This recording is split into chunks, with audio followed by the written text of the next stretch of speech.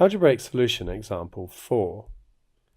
We want to solve tan 2x is negative 1 for values of x between 0 and 3 pi. Now pay attention to this one, it's not as straightforward as the others. Now the principal value is easy enough. We know that the tan of 45 degrees or pi by 4 radians is 1, and if we just consider the cast diagram for a moment, principal values for tan are always between negative pi by 2 and pi. So if tan of pi by 4 is 1, tan of negative pi by 4 is going to be negative 1, so it would be down here. And that principal value this time is for 2x. So it's going to be negative pi by 4. So let's put that on the diagram at negative pi by 4.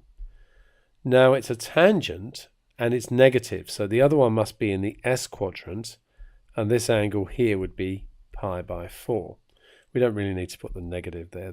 Where it is indicates it's negative, so we could just write down pi by 4 there.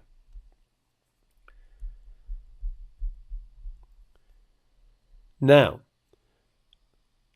we're solving for x from 0 to 3 pi. That means for 2x we need to go from 0 to 6 pi. Basically we're multiplying everything here by 2. Going from 0 to 6 pi means going around the diagram 3 times. And initially those will give us solutions for 2x. Do not divide at this stage. We divide once we've got all the solutions. So starting here, I'm going to come around. This one is going to be 3 pi by 4. Keep coming around. This one is pi by 4 before we get to 2 pi. So it's 7 pi by 4. You're just doing 2 pi, take away pi by 4. And then we need to go around again. But note that when we get to here, we've just gone around 2 pi from when we found the first solution. And 2 pi is 8 pi by 4. So if we add 8 pi by 4 onto this, we get 11 pi by 4. Do the same sort of thing here, and you're going to get 15 pi by 4. Then we want to add another 2 pi onto this solution. So that's going to be 19 pi by 4. And then we want to add another 8 pi by 4 onto this one. So that's going to be 23 pi by 4.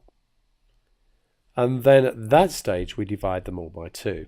So we get 3 pi by 8, 7 pi by 8, 11 pi by 8, 15 pi by 8, 19 pi by 8, and 23 pi by 8.